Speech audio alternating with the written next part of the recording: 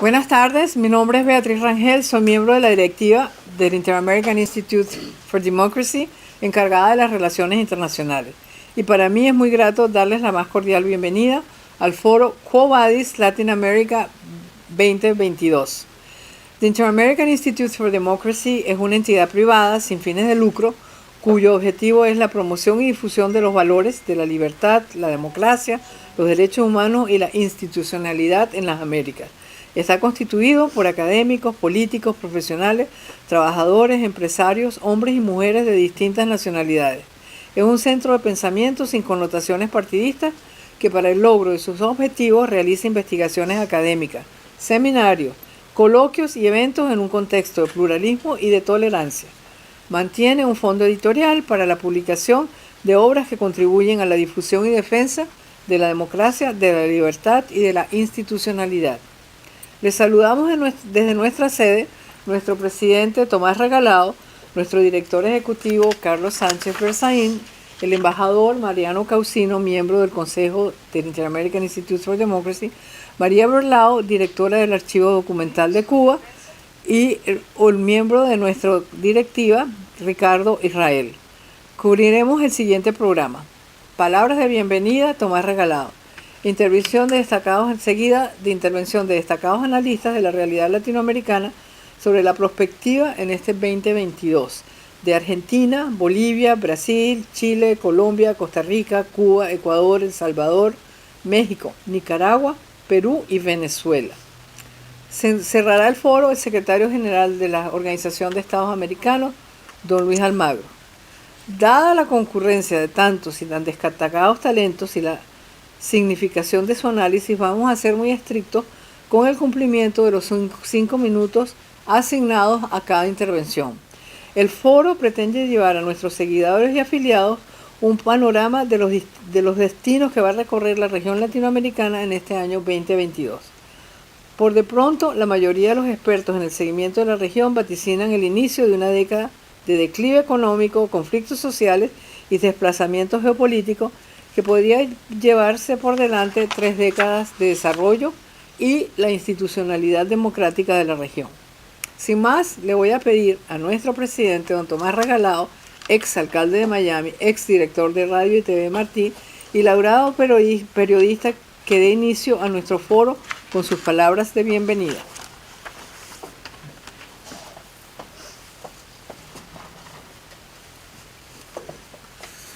Muy buenas tardes, muchas gracias, Beatriz.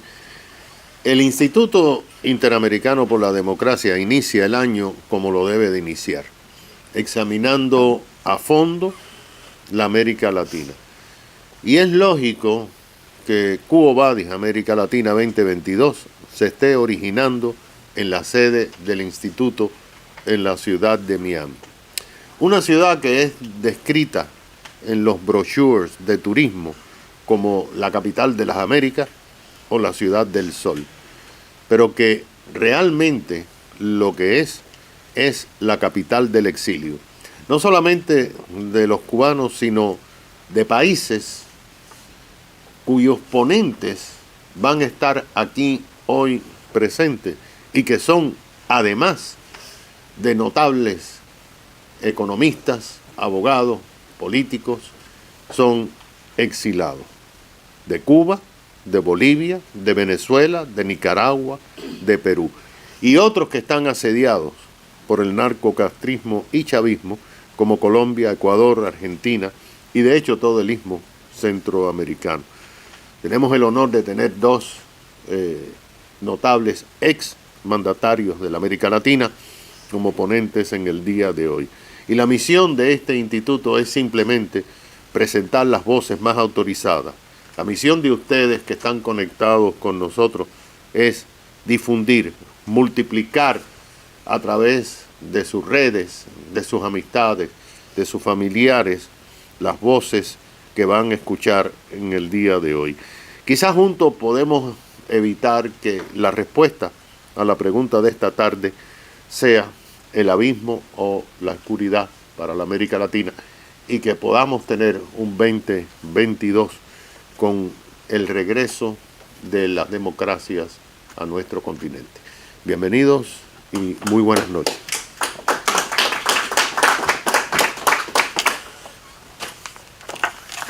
Bueno, agradecemos a nuestro presidente sus palabras de bienvenida y vamos a dar inicio al análisis. Le vamos a dar la palabra al expresidente del Ecuador, don Osvaldo Hurtado Larrea.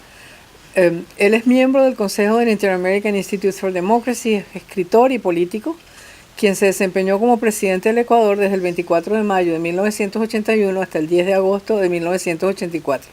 Estudió en la Universidad Católica en la década de los años 60, dio clases de sociología política en su alma mater y en el Centro Andino de la Universidad de Nuevo México. Se convirtió en uno de los politólogos más leídos de su país y de América Latina. En 1977 fue autor de un influyente libro sobre la política ecuatoriana titulado El poder político en Ecuador, que ha sido republicado varias veces porque se ha convertido en una especie de guía sobre cómo evolucionan los sistemas políticos en América Latina. Sin más, le voy a dar la palabra a don Osvaldo Hurtado Larrea.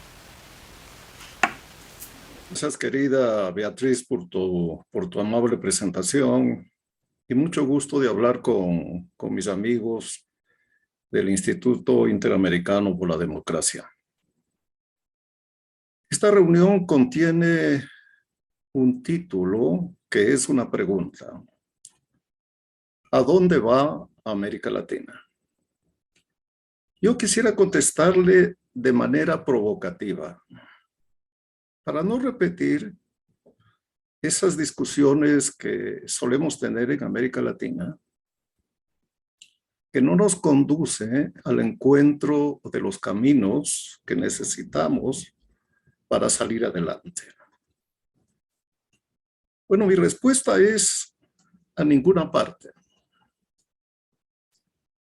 ¿Y por qué digo esto? Porque 200 años después de fundadas las repúblicas, cuando ya estamos en el tercer milenio, todavía discutimos en América Latina cuál es la democracia que debemos tener y cuál es la economía que debemos desarrollar.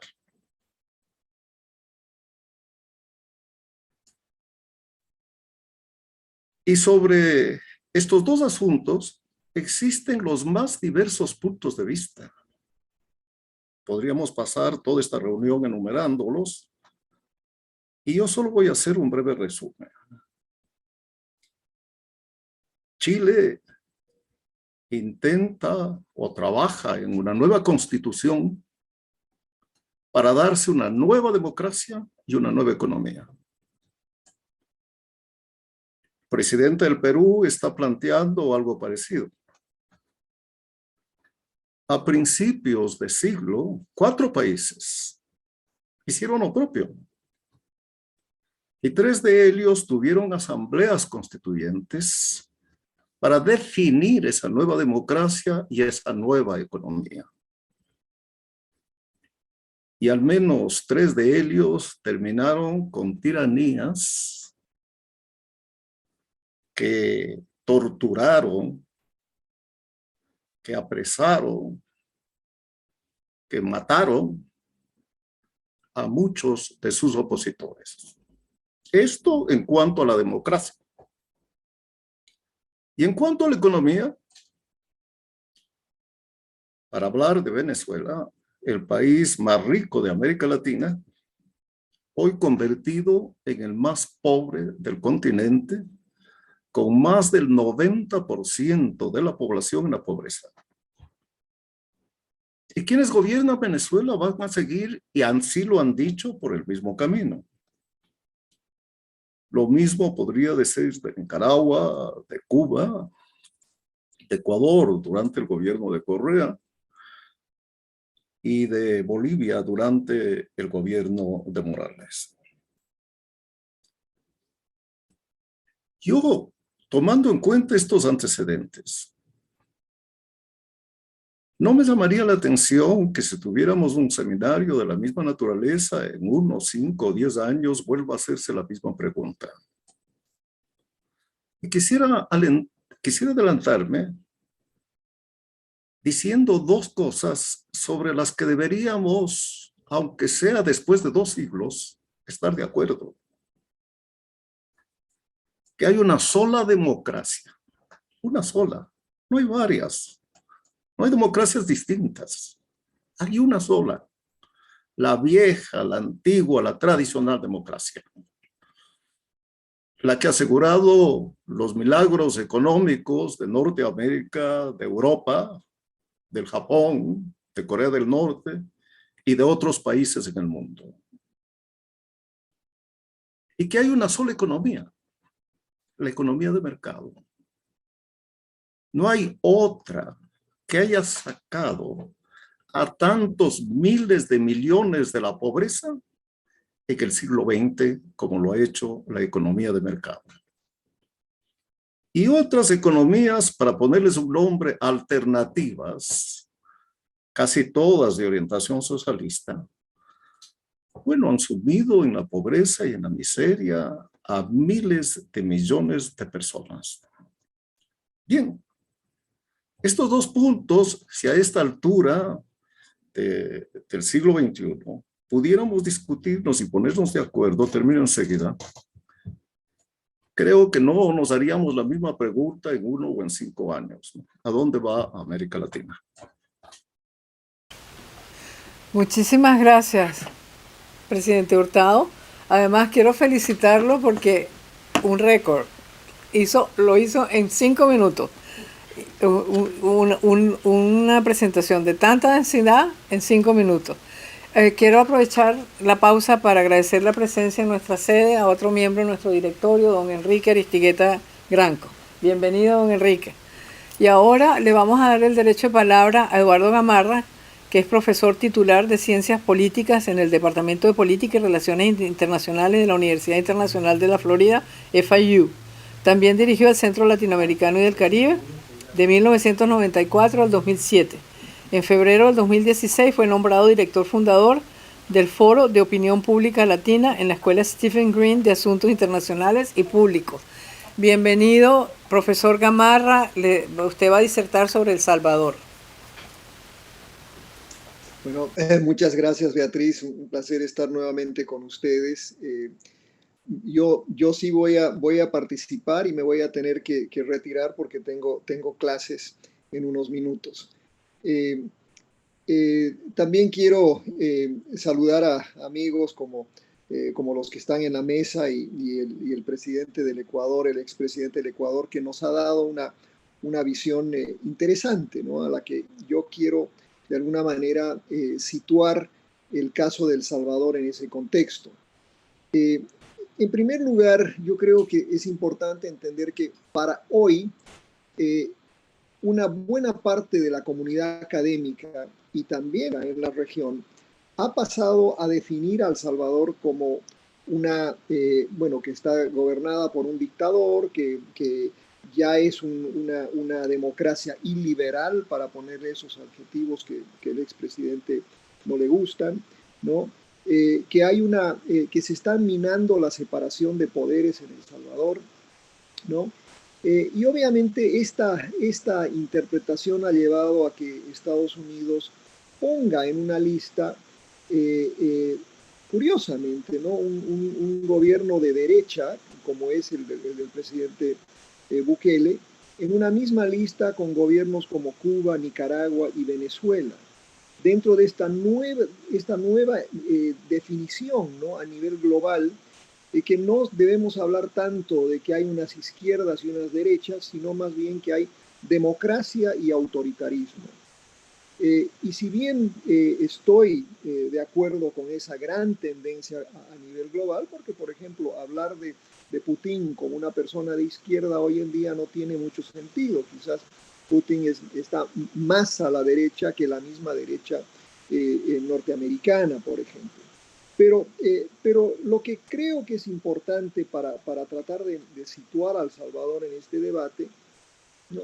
Quizás es importante preguntarnos hasta qué punto es válida o útil esta calificación y particularmente de qué sirve dado el contexto regional, ¿no? En el que vivimos, donde existe una enorme tendencia hacia gobiernos de izquierda.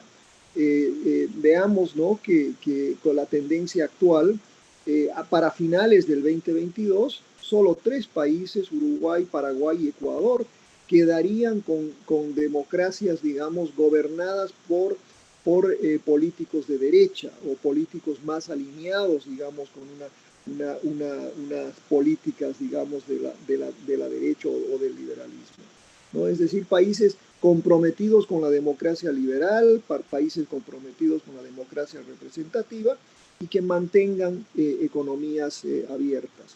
Entonces, dada esa tendencia y conociendo el ambiente, ¿no?, sobre todo geoestratégico que se está viviendo en la región, ¿hasta qué punto conviene calificar también al presidente Bukele y a El Salvador como un país que se está moviendo hacia el autoritarismo, teniendo sobre todo una de las economías más abiertas de la región, y donde pienso que habría que estudiar un poco cuál es la evidencia concreta de que El Salvador se ha convertido en un país autoritario en lo político?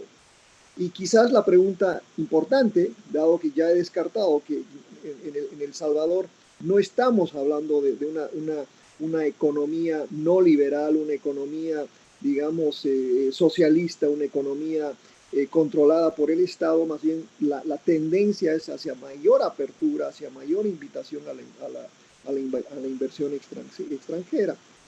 Pero sí creo que es importante entonces analizar el lado el lado político, ¿no? Y es un lado político importante porque lo que creo que tenemos que preguntarnos es que si realmente está en peligro la democracia representativa en ese país.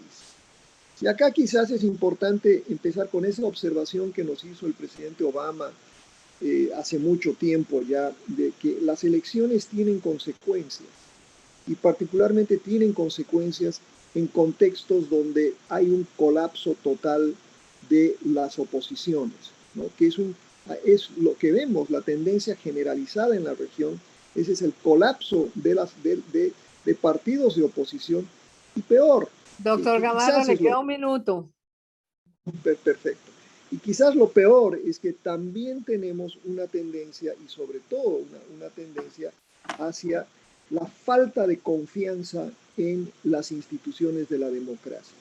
Creo que en El Salvador ha surgido un modelo político como respuesta a una profunda crisis, un profundo cuestionamiento a la clase política anterior, y sobre todo esa falta de confianza en las instituciones claves de la democracia, como son el Parlamento, inclusive el Poder Judicial. Y para concluir, ¿no?, creo que es interesante ver que el pueblo salvadoreño de alguna manera está ratificando esta visión, dándole al presidente Bukele entre 85 y 92% de aprobación. Y eso quizás es por una visión de que el presidente está cumpliendo sus promesas electorales, o por lo menos ha desatado una especie de respuesta a ese vacío que tenía El Salvador durante varios años. Entonces, para concluir, y en estos 10 segundos que me quedan, ¿está en peligro la democracia liberal en El Salvador, como dicen muchos? Creo que no es fácil esa conclusión. Y quizás también pienso que es quizás algo precipitada la reacción de los Estados Unidos, particularmente considerando el contexto regional en el que vivimos. Muchas gracias. Muchísimas gracias, doctor Gamarra. Vamos ahora a darle el derecho de palabra a Luis Galeano, que va a discutir la situación de Nicaragua. Luis es licenciado en Comunicación Social, con 22 años de experiencia en periodismo independiente. Fue corresponsal de la agencia AP en Nicaragua y director del programa de TV y radio Café con Voz. También escribe o ha escrito en Valor Económico, en ABC News, Business Insider, Fox News, The Independent, The Washington Post, Time Magazine, USA Today, Yahoo India y Yahoo Singapur. Bienvenido, Luis.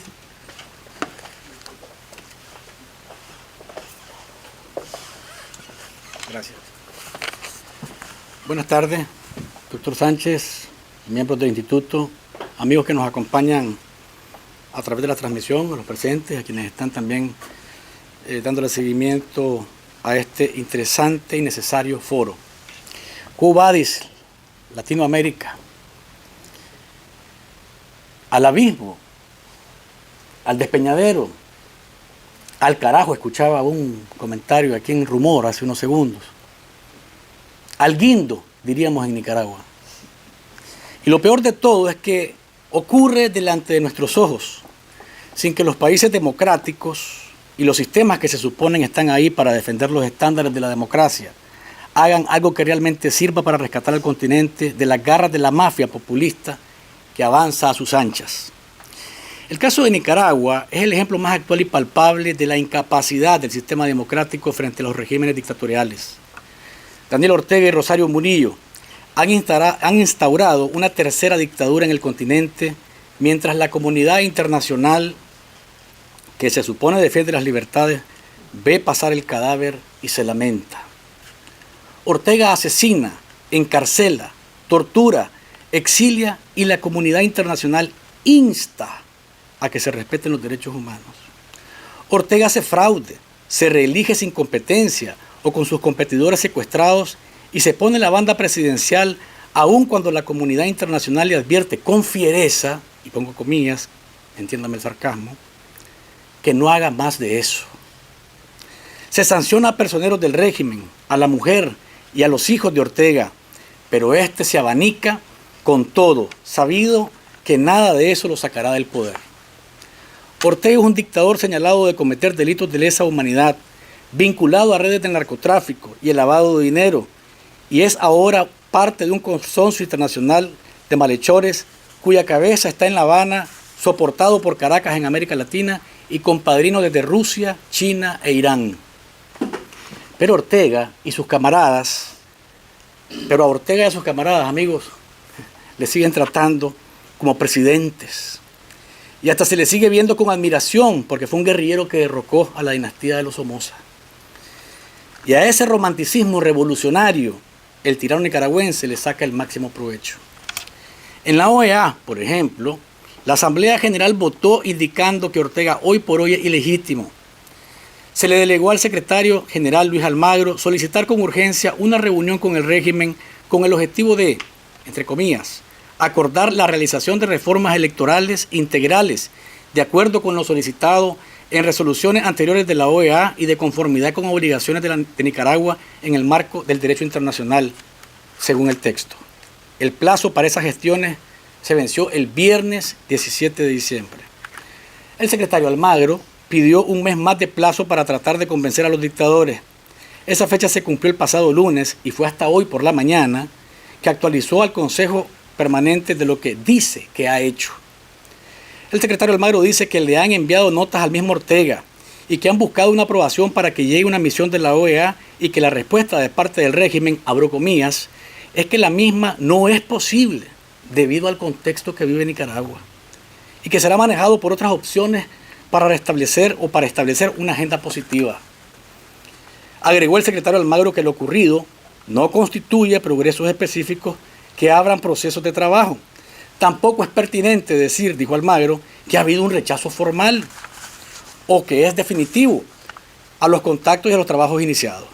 No se ha recibido el beneplácito para el envío de una comisión de alto nivel, es decir, no se ha recibido respuesta formal al respecto. Es lo que dice el secretario Almagro. En resumen, amigos que están acá presentes y los que nos ven, Ortega no quiere nada, pero el secretario Almagro insiste en dibujar el no. Y se empeña en tratar de hacer ver como que el dictador los tiene en el aire. Ortega, señoras y señores, decidió que se quede en el poder a troche y moche. Y la pregunta que surge es, ¿por qué no lo comprenden? Como reflexión invito al secretario Almagro que en lugar de pedir plazos, más que solo favorecen a los dictadores, que haga un mejor esfuerzo y que vaya oficina por oficina y se siente con los embajadores de los países que se abstienen de votar en las resoluciones sobre Nicaragua y le haga ver, no que Ortega es un criminal, asesino, porque eso lo saben todos, aunque algunos sean los disimulados o se presenten como neutros, sino que si Ortega capitaliza su objetivo, en Nicaragua, se convierte en un fracaso de todos y por tanto estarían de más como organismo rector de la democracia en las Américas y por ende sus puestos y salarios también. A lo mejor eso, y no la violación desproporcionada de los derechos humanos, lo hace reflexionar. Secretario Almagro, usted que va a estar acá más adelante en el foro, ¿se imagina qué hubiese pasado si la OEA en junio de 1979 hubiese esperado a que el dictador Somoza decidiera si les hacía caso o no? Ahí estaría Somoza seguramente. Hoy la mayoría de los países en el Consejo Permanente reclamó por la presencia en Nicaragua de un terrorista iraní circulado por la Interpol y el régimen a través de uno de sus ventrílocos respondió que como soberanos invitan y dejan entrar al país a quien ellos quieran. ¿Habrá voluntad de cambiar Nicaragua? Dios mío. Basta de declaraciones y exhortaciones. Basta de gestiones inútiles, dice la carta que grupos opositores enviaron el fin de semana al Consejo Permanente y de la que hoy me hago eco. Los problemas de los nicaragüenses nos corresponden a los nicaragüenses resolverlos. Eso es cierto. El pueblo de Nicaragua habló claro en las calles desde abril del 2018 y tuvo como respuesta una brutal y mortal represión. Y lo volvió a hacer el 7 de noviembre rechazando con una abstención de más del 80% la farsa electoral que la OEA ha señalado como ilegítima y que a Ortega le ha importado poco o nada, ya que decidió iniciar la usurpación del poder el pasado 10 de enero. ¿Qué más podemos hacer los nicaragüenses para que nos ayuden? Concluyo respondiendo, ¿hacia dónde va América Latina? Vean a Nicaragua y tendrán una clara respuesta. Si tienen dudas, pregúntenle a las madres de los más de 350 asesinados por la represión, a los casi 170 secuestrados políticos que sufren indecibles torturas en los calabozos de la dictadura, y a los más de 150.000 exiliados, obligados a huir del entierro, el encierro, y que han optado mejor por el destierro. Muchas gracias. Le agradecemos a Luis su realmente conmovedora intervención y vamos ahora a invitar al presidente del Consejo Mexicano de Relaciones Internacionales, COMEXI, el doctor Sergio Alcocer. El doctor Alcocer es presidente del afamado COMEXI, que es el Consejo Mexicano de Relaciones Internacionales, a cuyo cuerpo agradecemos su presencia. Es investigador del Instituto de Ingeniería de la Universidad Nacional Autónoma de México, UNAM, y profesor de tiempo parcial en la Universidad de Texas, en San Antonio. Fue subsecretario de Planeación Energética y Desarrollo Tecnológico de la Secretaría de Energía y subsecretario para América del Norte de la Secretaría de Relaciones Exteriores. En la UNAM fue secretario general, coordinador de Innovación y Desarrollo y director del Instituto de Ingeniería. Es miembro del Comité Asesor en Seguridad Estructural de la Ciudad de México. Muy buenas tardes, soy Sergio Alcocer, presidente del Consejo Mexicano de Asuntos Internacionales. Agradezco al Instituto Interamericano para la Democracia por habernos invitado a participar en este foro tan importante de discusión y reflexión sobre la democracia en América Latina. A raíz del COVID-19 hemos visto una rápida aceleración de los cambios que ya de por sí veníamos sufriendo en el mundo. Cambios apoyados en la emergencia de las tecnologías exponenciales, todo esto dentro del marco de la cuarta revolución industrial. Estos rápidos cambios han venido afectando a los países que ya de por sí tenían un conjunto de desigualdades importantes acumuladas por muchísimos años. Desigualdades en el ámbito económico, social, cultural, en acceso a la energía y acceso a la salud. Esto ha conducido a que nuestros pueblos se empobrezcan y evidencien signos de desempleo importantes. Esto también ha afectado a las democracias en diferentes países debido a la falta de resultados satisfactorios para resolver los problemas que la sociedad demanda. La sociedad entonces se ha apartado de las instituciones gubernamentales, de los partidos políticos, como una demostración de un manifiesto en contra de estas instituciones y una manifestación del descontento de que sufren. Esto ha permitido el acceso de gobiernos fascistas, de gobiernos populistas en nuestra región, que dividen a la sociedad y que buscan enfrentarnos a unos a otros, a los buenos contra los malos, a los ladrones contra los que no son ladrones. Sin embargo, debemos de superar estas diferencias. Creo que si estamos interesados en defender a la democracia y todo lo que esto representa, es decir, la transparencia, la rendición de cuentas, los diferentes tipos de libertades, el balance de poder y el establecimiento del Estado de Derecho. Debemos de promover que los partidos políticos cooperen entre ellos para restablecer un contrato de carácter social, un contrato que hemos perdido en nuestros países, particularmente en el caso de México. Naturalmente que la gente quiere tener mejores salarios, quiere vivir en un país con menos corrupción y con menos burocracia. Sin embargo, si les fallamos, la democracia puede desaparecer al menos por algún tiempo. Es por ello que necesitamos restablecer una resonancia emocional, un vínculo emocional con los votantes y con los partidos políticos, particularmente si es que queremos que la democracia pueda mantenerse. Necesitamos, por supuesto, trabajar en la reconstrucción de la confianza hacia nuestras instituciones. Esto implica que no que defendamos las reglas bajo las cuales la democracia se puede desarrollar. Es el caso, por ejemplo, de denunciar cualquier violación a estas reglas, como es el caso de los miembros de oposición de un partido o de una serie de partidos que son encarcelados puesto que piensan de una manera distinta. Y debemos de apoyarnos en la generación de una población con una mayor calidad en materia educativa. Es la educación uno de los puntos centrales para lograr que podamos tener ciudadanos conscientes, ciudadanos exigentes. Preparar a ciudadanos con valores en términos de solidaridad, de humanismo, de honestidad, de cooperación y que puedan trabajar en un nuevo mundo que requiere de estos valores. Creo que estos son algunos de los puntos, algunas reflexiones que valdría la pena tomar en cuenta para el futuro de nuestra región, particularmente para el futuro de mi país. Muchas gracias de nuevo por la oportunidad y deseo que este foro sea enormemente productivo.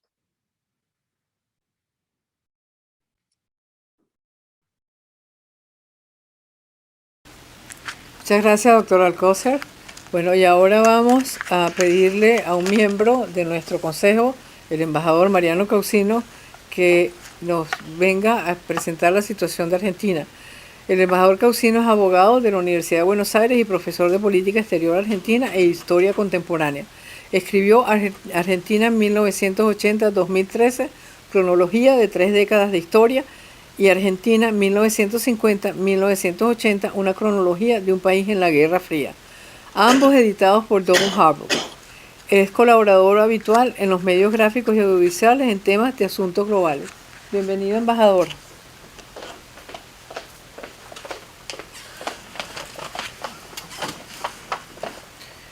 Muchas gracias a las autoridades del instituto, presidente, director. Quería agradecerles por la oportunidad de hablar en el caso argentino en este foro sobre a dónde va América Latina en el año 2022. Yo diría que en el caso argentino estamos iniciando el tercer año de un cuarto gobierno kirchnerista, en este caso presidido formalmente por Alberto Fernández, pero cuya jefatura política corresponde a Cristina Kirchner, como es ya indudable. Y esta administración kirchnerista está contribuyendo a la división que hay en el hemisferio, la división que hay en las Américas, que es una división que en cierta manera se pretende camuflar con una disputa entre izquierdas y derechas, pero que en realidad esconde una división entre dictaduras y democracias, entre aquellos que están con los derechos humanos y aquellos que están en contra de los derechos humanos. En alguna manera, decir que son de izquierda o no de izquierda casi que los beneficia a la hora de esconder las verdaderas propósitos. Pero, ¿qué ha hecho el gobierno argentino en estos 2 años desde que ha asumido? Bueno, ha optado por una política exterior básicamente de carácter ideológico. Eso ha llevado a que la Argentina se enfrente con sus vecinos, en especial con el Brasil, con los vecinos del Mercosur, y ha deteriorado notablemente las relaciones con los Estados Unidos. Ha hecho un esfuerzo diplomático de envergadura para conseguir la presidencia de la CELAC, que es un foro, como ustedes saben, creado para excluir a los Estados Unidos, a Canadá, y en el que Brasil se ha ido, precisamente por entender que ese foro fue utilizado recientemente para darle un escenario de legitimación a esas dictaduras que existen en Cuba, en Nicaragua y en Venezuela, y que hay el riesgo de que otros países también caigan en eso, o que vuelvan a situaciones peligrosas como el caso boliviano. ¿Qué más ha hecho el gobierno argentino? Bueno, recientemente, como decía nuestro compañero, nuestro amigo de Nicaragua, el gobierno argentino, para conseguir la CELAC, ha permitido que la dictadura de Daniel Ortega y Rosario Murillo le ha avalado una elección que fue totalmente fraudulenta, que tuvo a todos los opositores detenidos, y ha permitido, con su presencia, ha tolerado la presencia allí de un jerarca iraní, de Mohsen Rezai, que está acusado de ser el autor intelectual de un atentado que tuvo lugar en mi país, pero que fue un atentado contra la humanidad, y en el cual murieron 85 personas, y que fue la importación del terrorismo internacional también a nuestra región de América Latina. Ahora, ¿en qué contexto se da todo esto? Bueno, hay gobiernos de izquierda que han triunfado en Chile, en Perú, en Bolivia, que ha generado una reversión del proceso boliviano después de los sucesos de octubre del 2019, y queda el escenario en Chile saber si el gobierno Boric va a ser un gobierno parecido al de Ricardo Lagos o de Michelle Bachelet, o si va a querer entrar en una aventura en el túnel del tiempo a tiempos de Allende.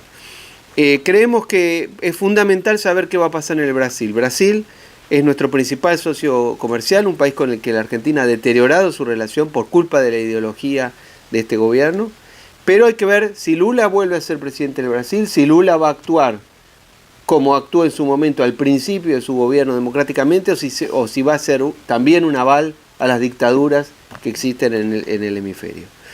Por último, yo diría que es muy inquietante la actitud del gobierno de este país y del establishment en general, pero en especial de la administración Biden, que tiene una suerte de desinterés o de poco relevancia sobre la región, y es lo que está permitiendo que otras potencias avancen notablemente. En el caso de la Argentina, nosotros tenemos una realidad, la complementariedad económica entre la Argentina y China, al igual que en tantos otros países, es un dato objetivo inexorable, que no lo podemos evitar, y que es bueno tener buenas relaciones con China. Pero eso no significa abandonar la idea de que la Argentina es un país de Occidente, y eso tiene que hacerse a través de una relación con sus vecinos, con quienes hemos deteriorado las relaciones, y luchar por la democracia en la región. Y no permitir que se imponga la idea de que aquí hay una división entre izquierdas y derechas. Aquí hay una división entre gobiernos que apoyan a las dictaduras y gobiernos que apoyan a la democracia. Izquierda y derecha es un argumento, es una máscara para ocultar esa verdadera situación. Gracias, presidente, gracias, director, y gracias por invitarme. Muchas gracias. ¿Hablé bien? Perfecto. Bueno, agradecemos al embajador Causino y estamos contentísimos de que nos acompañe hoy y que haya estado en el instituto. Vamos ahora a darle la bienvenida a otro miembro de nuestro consejo. Se trata de Luis Felipe de Orleans y Braganza. Luis Felipe es un politólogo brasileño, activista, empresario, y en Francia es el príncipe de Orleans y Braganza. En el año 2019 asumió como diputado federal por el estado de Sao Paulo, siendo elegido en las elecciones generales del 2018 por el Partido Social Liberal.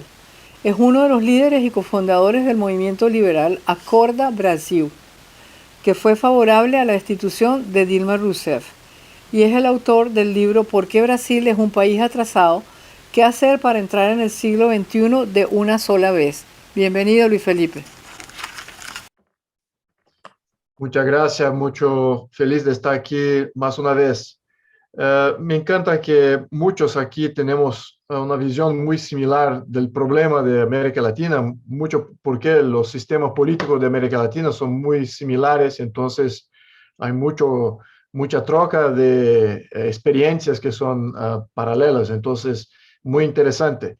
Pero Brasil en este año va a pasar por una elección muy importante, está polarizado la situación. La media lo dicen a los brasileños que está polarizado, pero la popularidad, la medida de popularidad del presidente Bolsonaro está muy visible, y no hay indicios de visibilidad, de popularidad del expresidente Lula en las calles. Entonces, es con una elección de proxy. Esto que me preocupa mucho, sobre todo cuando mi compañero de Argentina habla de lo que pasa por detrás de la lucha entre izquierda y derecha, es la misma cosa que en Brasil, pero que puedo decir que el sistema ya avanzó muchísimo. El modelo político de Brasil es un modelo en que los jueces tienen poder monocrático y singular sobre la Constitución. Casi todos los sistemas de asistencialismo, los sistemas sociales, todos los impuestos ya están definidos para dónde van constitucionalmente. Entonces, ¿para qué sirve un diputado? ¿Para qué sirve un gobernador? ¿Para qué sirve un presidente? ¿Cuál es su poder efectivo de orzamiento? Está muy limitado. Entonces, el juego ya se pasó, que creamos una dictadura de los jueces. El que comanda en Brasil, ya hay una proxy, una democracia de proxy. Ya pueden decir, no, en Brasil hay una democracia, pero no hay democracia. No hay como el pueblo tener su voluntad sobre las instituciones. La izquierda no tenía las instituciones históricamente. Entonces, la izquierda siempre fue populista, populista contra las instituciones que se quedaban en las manos supuestamente de la derecha. Pero hoy la izquierda, pero no es de hoy, hay muchas décadas en que las instituciones son con el poder de la izquierda. Entonces, lo que pasa en Brasil es, yo digo que sea tal vez, o como toda la región va a migrar, en que las instituciones van a ser los grandes dictadores, es solamente un pequeño grupo que va a comandar las instituciones. Los únicos grupos políticos que tienen una organización muy sofisticada, avanzada, que sean serios, son grupos vinculados a comunistas, grupos vinculados a la corrupción y grupos vinculados al narcotráfico. Esos son los tres grandes grupos de poder, fuentes de poder organizadas en Brasil. Hay otros grupos, pero no son tan bien organizados. Y este pequeño grupo también no tiene control total en Brasil. Entonces, es una cuestión de tiempo. Pero quien representa mejor estos tres grupos es el expresidente Lula. Y ya dice claramente que va a adoptar medidas contra la población, las libertades individuales, va a adoptar medidas de más centralización del poder, estatización. Entonces, todo el modelo socialista va a ser reimplementado si Lula se elegir. Entonces, yo creo que sea un momento dramático en nuestra historia en términos de opciones electorales. Lo antiguo régimen, que es comandado por la izquierda antigua, izquierda del siglo XX, este es el antiguo régimen que viene ahí con el apoyo de fuera, de comunistas de fuera y también de grupos de interés de fuera para crear ahí una democracia de proxy o mismo mejorar la dictadura que ya existe en Brasil. Entonces hay una pequeña chance del presidente Bolsonaro pasar en términos de instituciones. Las instituciones son todas las instituciones creadas por la izquierda. Entonces, el control del sistema electoral, las leyes electorales, los partidos, las leyes que componen los partidos, son todas leyes de izquierda. Entonces, muy difícil de crear alternativas políticas legítimas, conservadoras o liberales en Brasil. Entonces tenemos ahí un momento muy sencillo en que Brasil va a escoger más una vez en su historia para qué lado va. Se va a adoptar un modelo socialista. Luis Felipe, te queda un minuto. Perfecto. O se va a optar por la libertad. Y hoy el populismo está representando la libertad efectiva contra es un populismo de derecha que representa esto.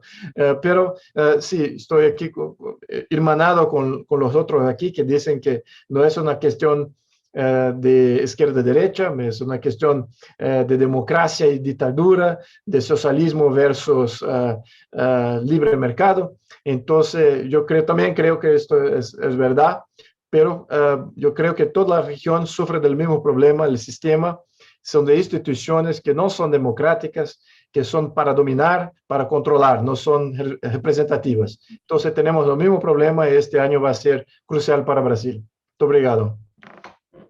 Muchas gracias.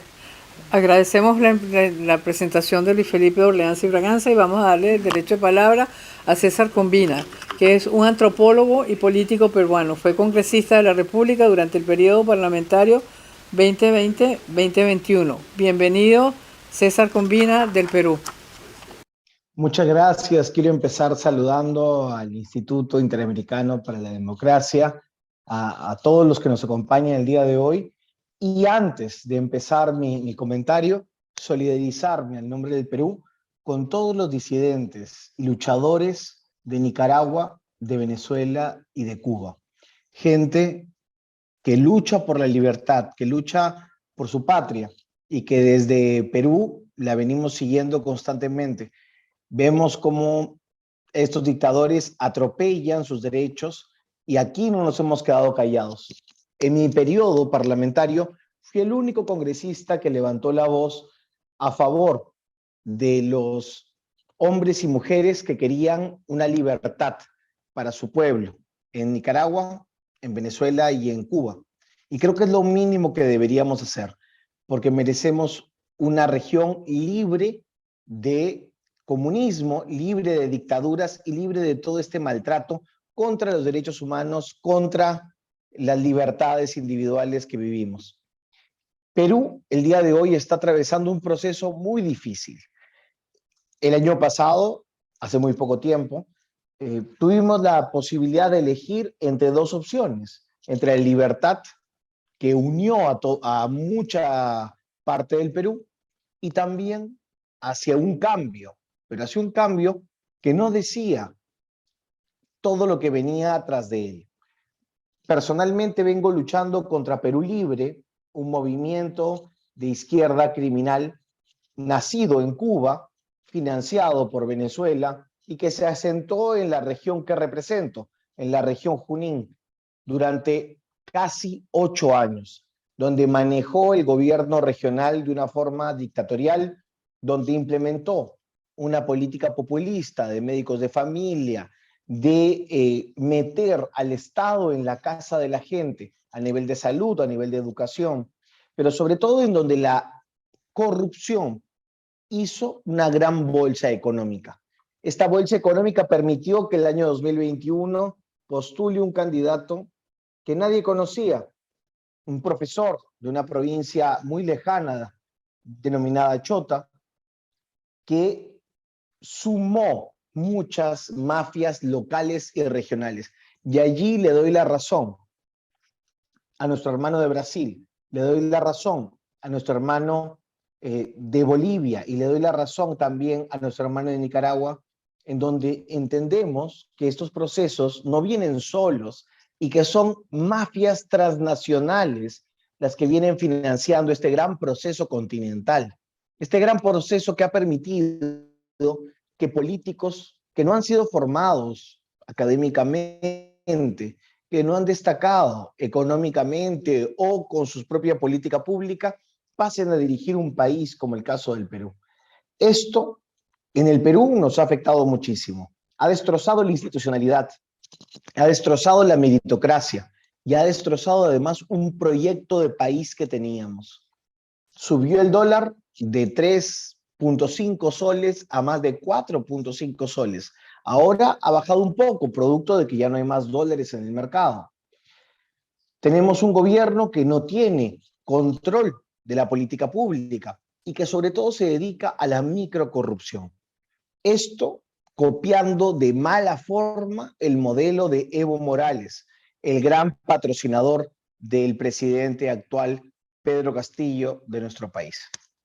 El 2022 para nosotros se determina como un gran año de oportunidad. ¿Por qué? Porque a diferencia de Bolivia, a diferencia de Argentina, a diferencia de Venezuela y de Nicaragua, queremos tener una oposición unida.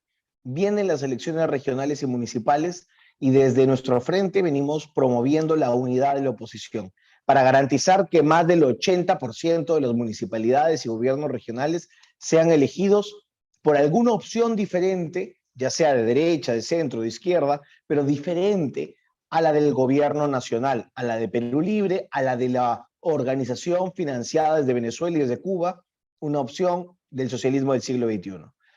Ojalá que logremos, yo personalmente me estoy lanzando como precandidato para promover la unidad también con Fuerza Popular, el principal partido de oposición nacional, y garantizar que logremos este bloque, esta mayoría ciudadana que necesitamos para frenar el avance de este gobierno. Muchas gracias y quiero pedirles que sigan muy atentamente los próximos meses para con el Perú. Necesitamos el apoyo y sobre todo el consejo de otras democracias para fortalecerlos. Muchas gracias. Muchas gracias, señor Combina. Le deseamos la mejor de la suerte en esa cruzada que usted ha asumido para unir a la oposición peruana. Y ahora vamos a invitar al podio a un miembro de nuestra directiva, que es don Enrique Aristigueta Granco, abogado y político venezolano. Fue miembro de la denominada Junta Patriótica que lideró la rebelión contra el dictador Marcos Pérez Jiménez, forzando su salida de poder el 23 de enero de 1958. Estudió Derecho en la Universidad Central de Venezuela, fue diputado al Congreso Nacional, embajador itinerante en el Caribe, viceministro de Relaciones Interiores, gobernador encargado del Estado de Nueva Esparta, presidente de la Comisión Investigadora contra el Enriquecimiento Ilícito y director del Registro del Consejo Supremo Electoral. Bienvenido, don Enrique.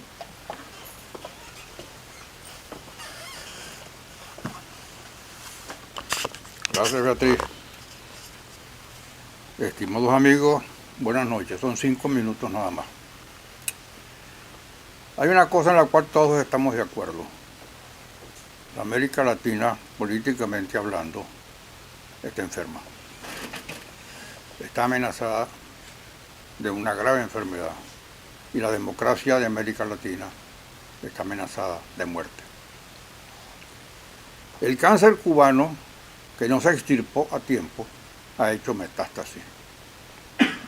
Ya hubo una primera metástasis en Nicaragua y yo fui testigo de excepción de cómo eso se logró conjurar. El gobierno Reagan y algunos gobiernos democráticos del área del Caribe logramos que se hicieran unas elecciones limpias y que el gobierno de turno, que era el señor Ortega, reconociera su derrota. Las cosas lamentablemente ya a finales del siglo XX cambiaron y se produjo la desgraciada llegada a la presidencia de la República de Venezuela de un personaje al cual nunca se le dio permitir concurrir como candidato. Ahí comenzó ya la segunda metástasis, pero ya venían al principio simplemente diciendo que eran gobiernos reformistas dentro del sistema democrático, cosa que era absolutamente falsa. Hugo Chávez engañó al pueblo de Venezuela, que se dejó engañar, y Hugo Chávez comenzó entonces a financiar la acción criminal de Cuba y la penetración de la extrema izquierda en la América Latina. Ahora estamos ante una situación en la cual verdaderamente no se sabe cómo poder conjurar que es que la extrema izquierda está llegando con los métodos democráticos al poder para extirpar la democracia. Eso es lo que ha ocurrido en el Perú, eso es lo que ha ocurrido en Chile, eso es lo que por desgracia puede ocurrir en Colombia. Y yo creo que ante ese peligro estamos obligados a diseñar un método, a crear algo que impida que eso siga ocurriendo. No es posible que un personaje como el señor Castillo sea presidente del Perú. No es justo con el Perú. No es posible que un hombre como el señor Boris sea presidente de Chile. Un hombre que ha reconocido públicamente todas las cosas que lo impedirían de ser candidato y sin embargo el pueblo ha votado por él. Algo está pasando, algo pasa dentro de la democracia que hace que ella misma esté generando los anticuerpos, los microbios, los bacilos para su destrucción. Y yo creo que quienes creemos en la democracia, quienes mejor hemos luchado por ella, quienes la representamos en cierta forma, tenemos la obligación de hacer por lo menos el esfuerzo de buscar el antídoto para que eso siga ocurriendo. A personajes como los que hemos nombrado anteriormente, no se les puede permitir que aspiren a la jefatura del Estado.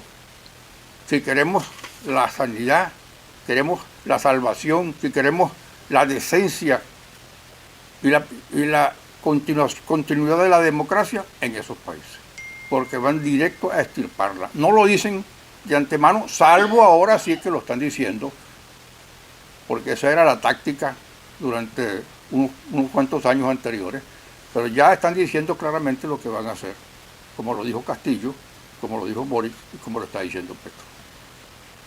Tenemos ese reto y esa es la inquietud que quiero dejar. Tenemos ese reto. Hay que pensar, hay que establecer, hay que diseñar y hay que convencer que la democracia tiene que ser defendida porque merece la pena defenderla. Y no es aceptable la idea de que por ser mayoría, esa mayoría tiene derecho de aplastar la minoría. La mayoría nunca tiene derecho de aplastar la minoría. Y la democracia merece la pena, que después que nos ha costado tantos años a los latinoamericanos llegar a hacerla una realidad, porque hubo un momento en que la mayor parte de los países de América Latina tienen democracias respetables, no es posible que nos quedemos de brazos cruzados ante lo que estamos viendo y ante lo que estamos temiendo. Ese es el mensaje que quiero dejar. Muchas gracias.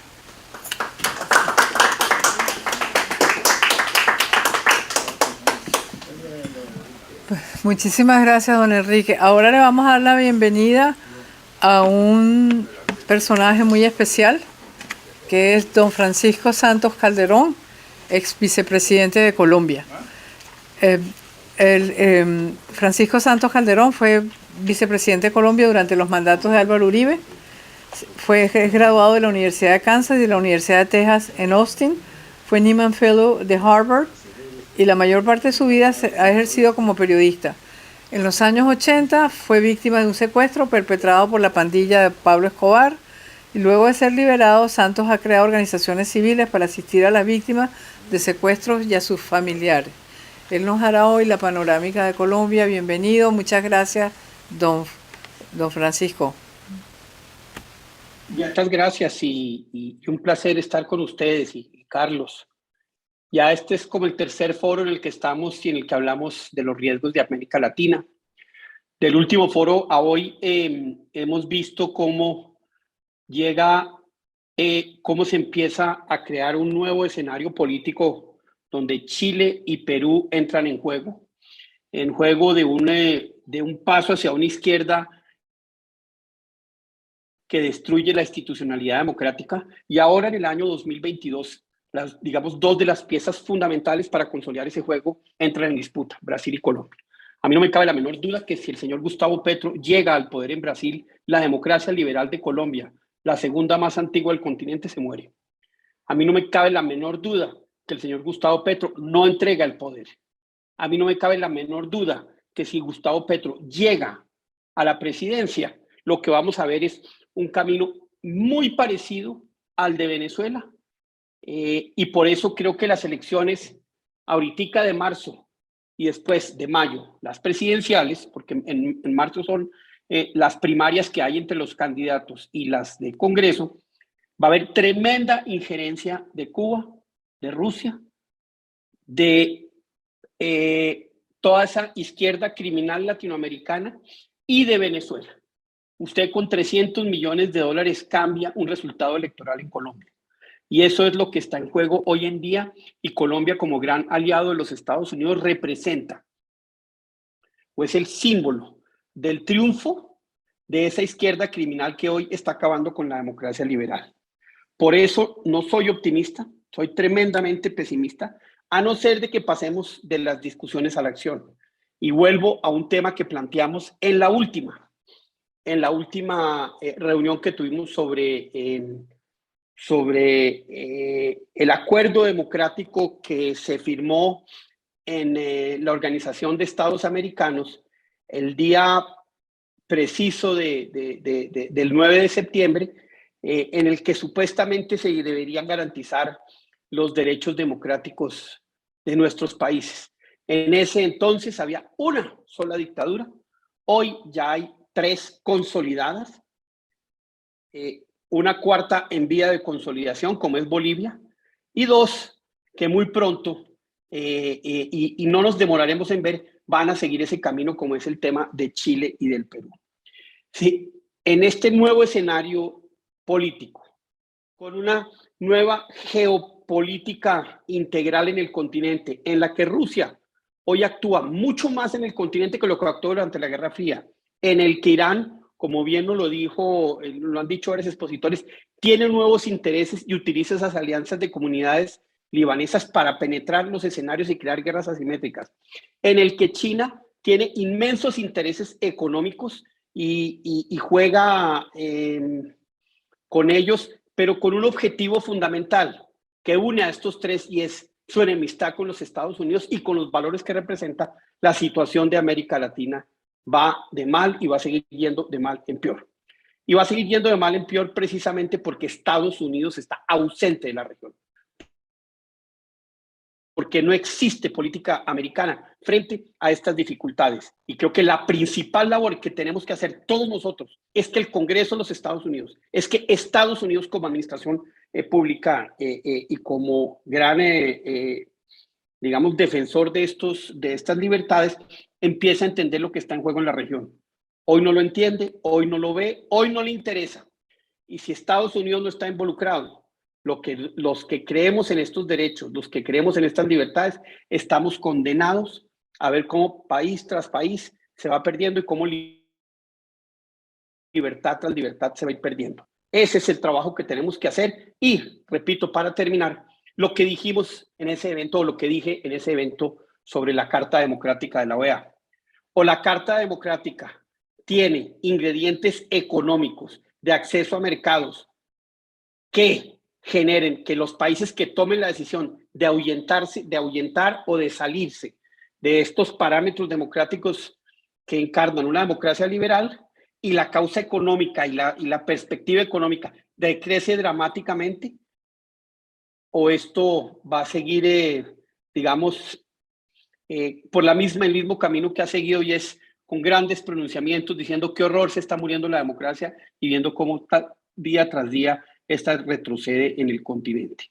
Muchas gracias y estoy seguro que el 2022 con Brasil y con Colombia se juega el futuro de la democracia en la región.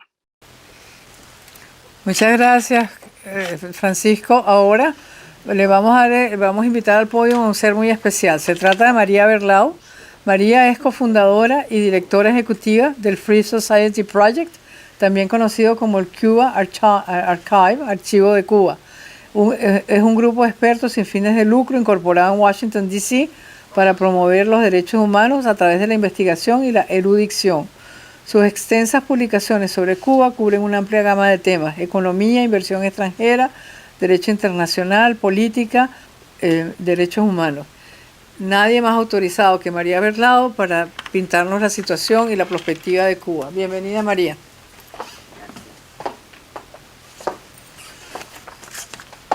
Vamos a poner aquí bueno, tú lo dices. Voy a poner Difícil en 5 minutos tratar de resumir hacia dónde va Cuba en el 2022. Pero lo dividí en 3 partes: número 1, economía; número 2, política; y número 3, el ámbito internacional. En términos de economía, Cuba está francamente en una crisis tremenda, histórica quizás para este régimen, y eso es mucho decir, y en una bancarrota técnica porque no tiene acceso a los mercados de capital. Hay una crisis sanitaria, la infraestructura está destruida a todo nivel. Hay pobreza generalizada, hasta miseria y hambre, que ha desatado un gran incremento en la criminalidad. Al liderazgo cubano le ha ido muy mal en varias apuestas recientes en materia económica, con 2 salvedades potenciales. Número 1, por un lado, no logró la vuelta a la normalización de Estados Unidos con el gobierno de Biden y el relajamiento de las sanciones que se volvieron a fortalecer durante el gobierno de Trump. Y sin embargo lanzó la unificación de la doble moneda a partir de enero 1 del año pasado, la tarea de ordenamiento que ha sido un desastre. hizo enormes inversiones en el mercado inmobiliario vinculado al turismo y el turismo se ha derrumbado del todo a partir de la pandemia, lo que no es el caso en otras islas del Caribe como la República Dominicana, Puerto Rico y otras. Entonces hay un problema muy serio ahí. Ha podido acceder a muchísimas ayudas de distintas naciones, organizaciones internacionales, incluyendo las democracias más sólidas del planeta, por cierto. Pero esas ayudas son un parche y no se pueden mantener en el tiempo. Por otro lado, la ocupación de Venezuela ya no les representa una bonanza multibillonaria como lo fue en el pasado, porque al traspasar su modelo logró destruir la economía venezolana también. Por otro lado, algunas cosas no le han salido tan mal o tienen potencial para mejorar la situación económica a corto o mediano plazo. Número 1 son las exportaciones de servicios y productos médicos. Cuba está produciendo 5 vacunas, de las cuales al menos una yo creo que tiene un potencial de ser aprobada por la Organización Mundial de la Salud, y esta es la gran carta que tiene en la mano Cuba, que podría generar miles de millones de dólares en ingresos por exportaciones y sacar a Cuba de la crisis económica. Y aunque la vacuna no sea tan efectiva como lo dicen, Cuba tiene suficientes aliados y amigos en el mundo que le van a comprar la vacuna, o por lo menos eso pienso. Eso es todavía un interrogante, pero se están encaminando por esa vía. Por otro lado, siguen exportando trabajadores de la salud en las llamadas misiones médicas, que a pesar de que han sido denominadas tráfico de personas por el gobierno de Estados Unidos, por lo menos, ya reconocido como tal, han seguido enviado más de 50 misiones durante el COVID y tienen trabajadores de la salud en más de 60 países, como en 68 países. Su bloque de aliados, México, Chile y lo demás, van a tratar de importar más trabajadores de la salud cubana, porque aparte de que esto le da financiamiento a la dictadura cubana, es una poderosa arma política que la han usado muy exitosamente en Venezuela, Brasil y otros países. Hay reformas al sistema que ha intentado Cuba, de los cuales no puedo entrar en detalles, pero el más significativo es las MIPYMES, micro, pequeñas y medianas empresas, una reforma en ese lado, pero se desarrolla lentamente con admitido por ellos errores y dilaciones, pero se perfila, en mi opinión, como una posible privatización gradual selectiva en manos de la nomenclatura. Por lo tanto, no veo cómo eso va a sacar a Cuba de la crisis, pero sí sigue posicionando al régimen para mantenerse en el poder. Y finalmente, el éxodo masivo, que es la válvula de escape que siempre ha tenido Cuba en la mano, y es creciente, y Nicaragua y Guyana en el continente le han quitado las visas a Cuba, y por ahí ha habido un gran éxodo masivo que le quita mucha tensión interna al régimen en sentido político y económico, y ejerce mucha injerencia en algunos países. No veo un freno de esa ola de migrantes que están entrando por la frontera sur de los Estados Unidos, y no veo la voluntad de pararlo, y incluso podría ocurrir un éxodo mucho más masivo si el régimen cubano se ve la necesidad de este verano, por lo general cuando las cosas se ponen más difíciles, y percibe suficiente debilidad de la Casa Blanca. Por otro lado, el ingreso por tráfico de drogas, lavado de dinero y actividades ilegales, no hay suficiente información para dar por lo menos analizar el impacto que puedan tener, pero existe. Y está atado, por supuesto, a Nicaragua, Venezuela y demás. En términos políticos, ya hay represión, un Estado totalitario. Esa feroz represión ha logrado que prime el terror, pero internacionalmente la dictadura no paga un precio, por razones a las cuales no podemos entrar. Por otro lado, el costo operativo de mantener ese aparato es muy alto, la crisis económica es acumulativa, y hay una gran pérdida de legitimidad que podría vislumbrarse quizás otra nueva implosión o nuevas presiones que es difícil de predecir. En el ámbito internacional, las apuestas de Cuba, de geoestratégicas y políticas, han dado resultados, y ese ha sido el tema que hemos visto aquí. Cuba ha sido el cáncer que ha aportado la metodología, la arquitectura represiva, donde se ha arreglado esta nueva ideología neocomunista, pero en realidad es planificación central que destruye a los estados, pero es capitalismo de estado para las mafias en el poder. Pero en ese sentido no tengo nada bueno que por lo menos proyectar. Pero lo que pasa en Cuba en el 2022 tiene enorme repercusión no solo para el pueblo cubano, sino para el resto de la región, por lo que hablamos aquí. Muchas gracias. Muy bien, María. Muchas gracias, María. Excelente presentación. Ahora vamos a dirigir nuestra mirada hacia Chile. Vamos a invitar al podio a Ricardo Israel, que es miembro de nuestro directorio, egresado de la Facultad de Derecho de la Universidad de Chile en 1972, investigador visitante de la Universidad de Pittsburgh, profesor auxiliar de la Universidad de Essex. También trabajó en Estados Unidos como profesor visitante Fulbright en Wheaton College, en el estado de Massachusetts. Bienvenido, don Ricardo. Muchas gracias, presidente, director. 5 minutos para hablar de Chile. De Chile lo ha llamado la atención al país y sobre todo en el extranjero el cambio tan rápido en los últimos años. La total derrota política, social y comunicacional de todas las fuerzas políticas de centro derecha y centro izquierda que se alternaron en el poder durante 30 años y que hicieron una muy exitosa transición hacia la democracia. La dificultad para explicarlo se debe a una pobreza del debate, sobre todo desde el punto de vista del aporte a los medios de comunicación, de la política y también del aporte intelectual del sistema universitario. Pero sin embargo, mirando hacia atrás, con todo lo que ha ocurrido y leyendo la noticia con el diario o la publicación del día siguiente, uno puede ver que las instancias sí estaban los indicios. Y ahí recurrimos, por problema de tiempo, solo a una encuesta, una información muy valiosa, que es la encuesta Bicentenario de la Universidad Católica, una de las mejores universidades de América Latina. Se muestra que en años anteriores había una tendencia hacia la sociedad de bienestar por sobre la libertad económica, aunque con escasa preocupación de dónde saldrían los recursos. Una disminución de la importancia del mérito y el esfuerzo de cada uno, y la demanda al Estado como solución. Y en forma contradictoria, una tremenda desconfianza hacia las instituciones estatales, hacia el futuro del país, un fuerte incremento de la intolerancia hacia el diálogo a los que piensan distinto, básico en la democracia, un aumento de la xenofobia y sobre todo un cambio muy brusco en orden público y violencia, una disminución muy grande para apoyar al Estado para reprimir la violencia, los saqueos, las tomas de caminos, etc. Y sobre todo la justificación de la violencia para obtener cambios políticos.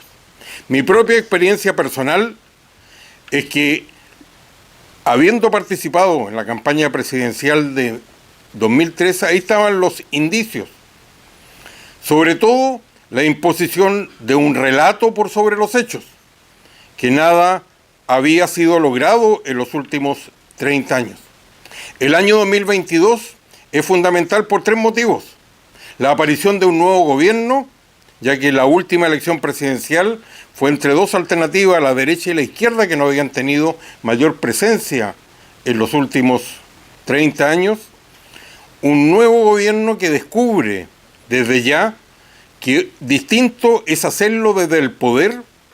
Ha habido un cambio en el discurso y sobre todo por una realidad donde el electorado chileno en 2 años ha entregado resultados totalmente distintos.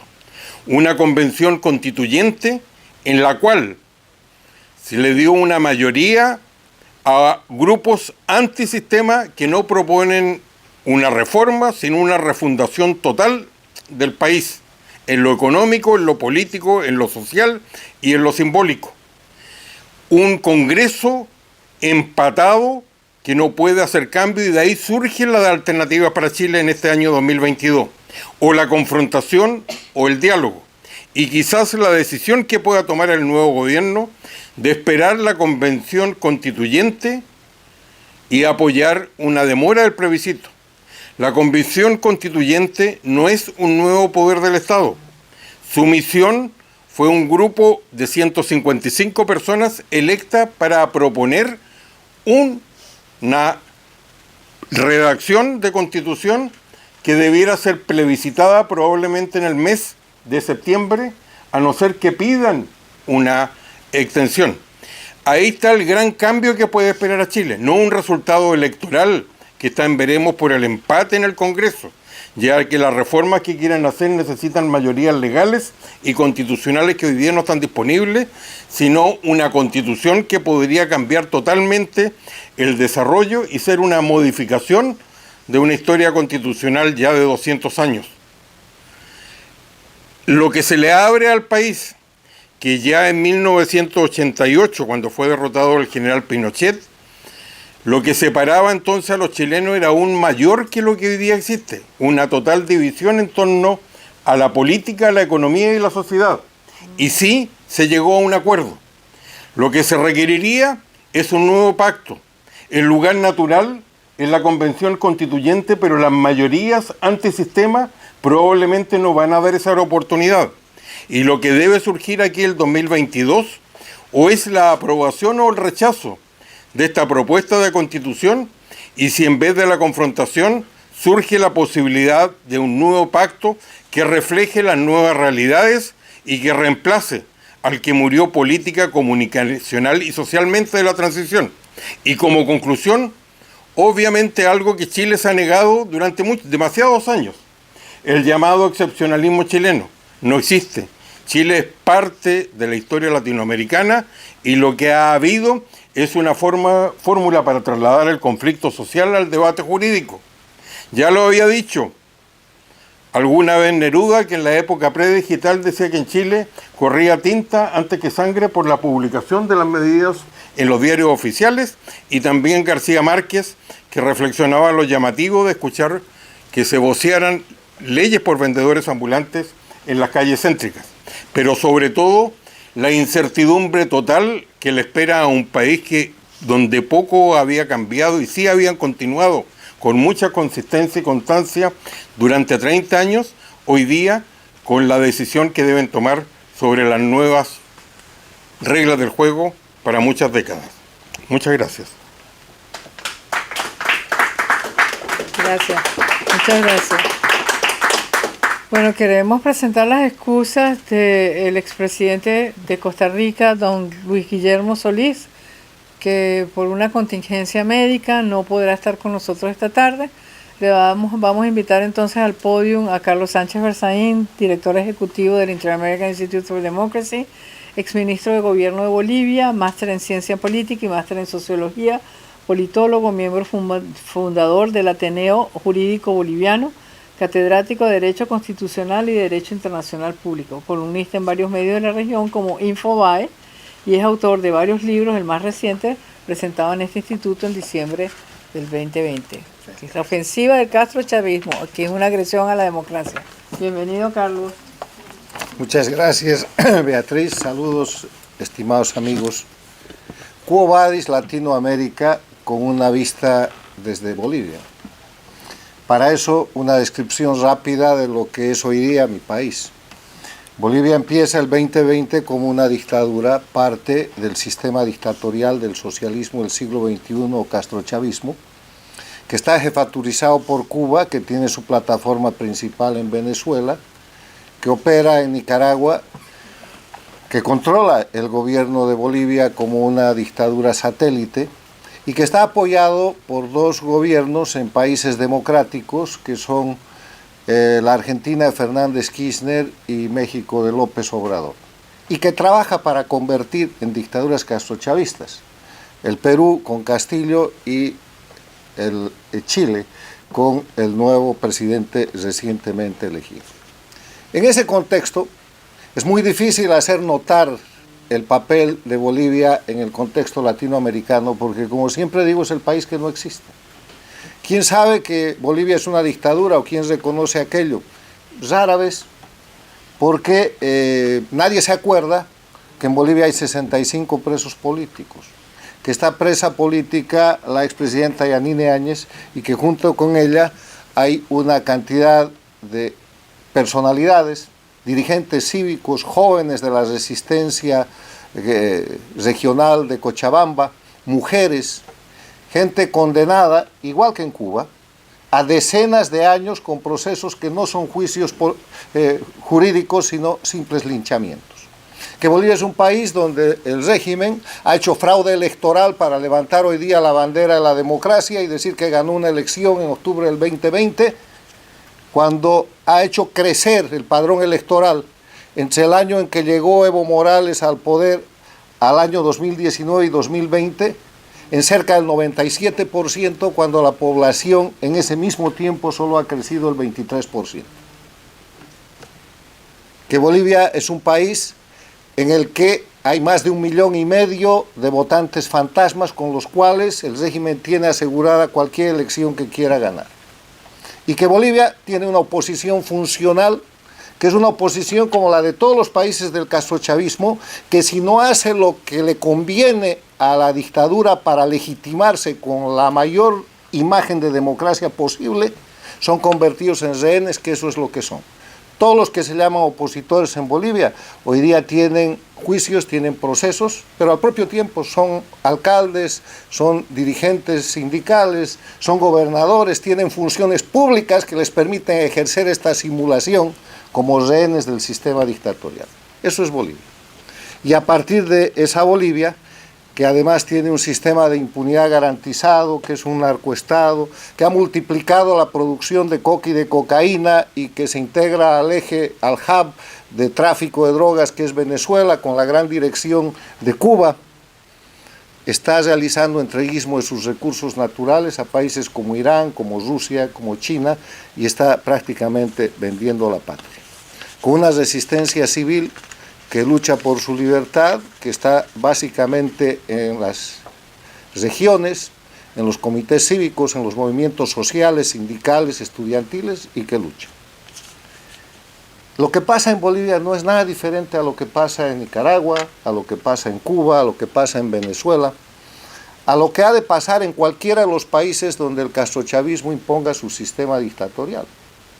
Porque los pueblos quieren recuperar su libertad y para eso se ponen en resistencia civil, y lo que necesitan es primero liderazgos auténticos, liderazgos comprometidos, liderazgos honestos, que no se corrompan y que tengan el valor de empezar denunciando que eso que vive, en este caso mi país, es una dictadura. El valor lo ha tenido el 11 de julio del año pasado Cuba, con unos movimientos que hasta hoy día no cesan y que no cesarán hasta que termine la dictadura. Lo tiene el pueblo de Nicaragua, lo tiene el pueblo de Venezuela. Pero si queremos ver lo que pasará en Latinoamérica el año 2022, hay una demanda de liderazgo de oposición verdadera, honesto, correcto, que no esté vinculado a la corrupción de los regímenes castrochavistas dictatoriales. Si se puede mejorar ese liderazgo, hemos de haber avanzado grandemente, porque el clamor de los pueblos sometidos a dictadura y bajo control del castrochavismo es que se vayan todos. Hoy día hay una crisis que ayuda y que es resultado de la manipulación de las dictaduras para evitar precisamente la resistencia civil y la recuperación de los pueblos. En ese escenario, en el minuto que falta, decirles que en Latinoamérica el eje de confrontación el 2022 no es izquierda y derecha, es dictadura y democracia, pero una dictadura criminal, una dictadura vinculada al narcotráfico, vinculada al terrorismo, vinculada a la protección de los crímenes más grandes que se pueden observar, de solo observar cómo se ejerce con terrorismo de Estado el gobierno en Cuba, Venezuela, Bolivia y Nicaragua, y cómo los países paradictatoriales socapan eso creando organismos paradictatoriales como la CELAC, que sirve para tratar de destrozar el sistema democrático, para tratar de presionar, para debilitar el sistema democrático interamericano de la Organización de Estados Americanos y de la Carta Democrática Interamericana. La buena noticia es que las dictaduras están en crisis, no tienen economía, como aquí se ha explicado, no tienen respaldo popular, se han vuelto expertos en convertir minorías en mayorías absolutas a través del crimen, del fraude, de la falsificación. No tienen banderas. ¿Quién cree en la Revolución Cubana? ¿Quién cree en el movimiento bolivariano? ¿Quién cree en el proceso de cambio o en la revolución sandinista? Nadie.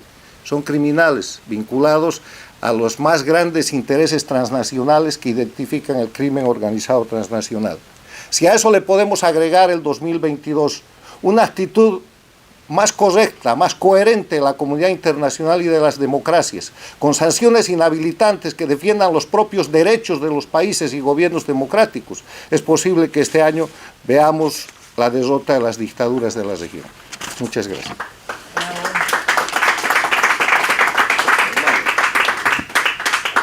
Bueno, y ahora después de este torrente de brillantes análisis sobre las principales naciones de América Latina y la región en su conjunto, nos vamos a Washington para escuchar la perspectiva regional que estará a cargo del secretario general de la Organización de los Estados Americanos, don Luis Almagro.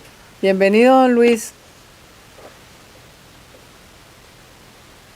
Gracias, gracias por la invitación y por esta oportunidad de estar con ustedes. ¿Hacia dónde va América Latina? Ese es un punto, o sea, las opciones son tres: salir adelante, quedar donde está, retroceder. La mejor opción, obviamente, es salir hacia adelante, es crecer, desarrollarse, tener mejores condiciones de vida para sus sociedades.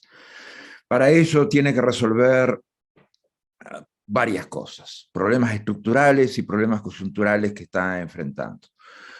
Condiciones sociales que tienen que ver con la falta de equidad, con la desigualdad, siendo el continente más desigual de todos, lo cual es una herida permanente en las democracias del hemisferio. Tiene que terminar de conformar el Estado de la mejor forma, con instituciones más fuertes, instituciones más eficientes, que un Estado que no sea un lastre, sino que sea solución, que se gasten mejor los recursos, que tenga mejores recursos humanos, que signifique soluciones para los problemas reales de la gente en tiempo real. Tiene que resolver el ambiente, el clima de inseguridad que reina en el hemisferio. Somos un continente con la mayor cantidad de muertes violentas en el mundo. Contamos prácticamente con el 38% de las muertes violentas con una población del 10%, con suerte, de la población mundial. Tiene que tener América Latina un nuevo contenido económico y productivo. Si sigue repitiendo las fórmulas económicas, productivas de siempre, estratificadas, va a ser muy difícil que pueda salir de este esquema. Necesitan producir mejor, de mejor forma, con mejor tecnología, con mejor conocimiento, con mejores capacidades. Tiene que dar un salto en la educación. Si tenemos que ser capaces de crearla y tenemos que ser capaces de importarla también. Y tenemos que tener mejores democracias, con mejor ciudadanía, con mejor legitimidad de la gobernanza, con mejor estabilidad de aquellos que gobiernan democráticamente. Esas son condiciones básicas para que América Latina pueda recorrer su camino hacia adelante. Quedarse donde está no es opción. Quedarse donde está significa de alguna manera retroceder. En el contexto en el que está, significaría que permanezcan los problemas estructurales y la incapacidad de resolver de forma eficiente los problemas coyunturales. Los problemas coyunturales que nos ponen a prueba, como puede ser el COVID-19, que demostró muchas veces nuestras ineficiencias. También tuvimos más del 50% de las muertes del mundo en determinado momento con un 10% de la población, más del 30% de los casos con el 10% de la población, las ineficiencias de los sistemas de salud, las ineficiencias institucionales, esas cuestiones coyunturales nos han puesto a prueba y han demostrado que esas ineficiencias tienen que ser resueltas para que el camino al desarrollo pueda ser recorrido, para que el salto al desarrollo de algunos pueda ser dado. Retroceder. Retroceder es cuando la democracia retrocede. Y acá es el punto fundamental. Nosotros hemos visto cómo la calidad de la democracia en el hemisferio tiene que ver con las mejores condiciones de acceso a derecho y equidad, con las mejores condiciones de seguridad, con las mejores condiciones de desarrollo en nuestro hemisferio. Y cómo la falta de democracia, la debilidad institucional, tiene un impacto fuertísimo, fuertísimo en la calidad de vida. La falta de democracia definitivamente termina alterando completamente el funcionamiento institucional de los países, termina alterando sus condiciones productivas, termina con sus condiciones sociales y productivas. El caso extremo, obviamente, es el caso venezolano, en el cual el país más rico del hemisferio fue transformado en un sistema absolutamente fracasado, con la mayor crisis humanitaria de la historia hemisférica, con la peor crisis migratoria de la historia hemisférica. Hay una frase de Seymour Martin Lipset que dice que modernization costs democracy. Por lo tanto, razonando esto, significaría que obviamente los atrasos sociales, los atrasos económicos, los atrasos productivos están generados por las dictaduras. Y las dictaduras definitivamente tienen un impacto muy fuerte en las condiciones sociales, productivas de nuestros países. Llevándolos al extremo de Venezuela, un Estado fallido, completamente con instituciones incapaces de resolver los temas fundamentales de la sociedad. O sea, ni el ejército puede proteger el territorio nacional, prácticamente entregado a las bandas criminales o a organizaciones terroristas. El sistema de salud no tiene condiciones para asegurar ese derecho fundamental a la gente. Alimentación no puede ser asegurada a cada venezolano en el día de mañana. Y así podemos seguir en cada una de las dinámicas del funcionamiento institucional. También la permeabilidad que tienen estos sistemas fallidos, estos estados fallidos, al crimen organizado. Y cómo terminan o siendo lo mismo o actuando en su nombre directamente. El primer caso fue obviamente los casos de narcotráfico cubano, que tuvieron su chivo expiatorio en el general Ochoa, y obviamente el caso venezolano, ahora un caso extremo. Por lo tanto, el camino que va a recorrer América Latina, el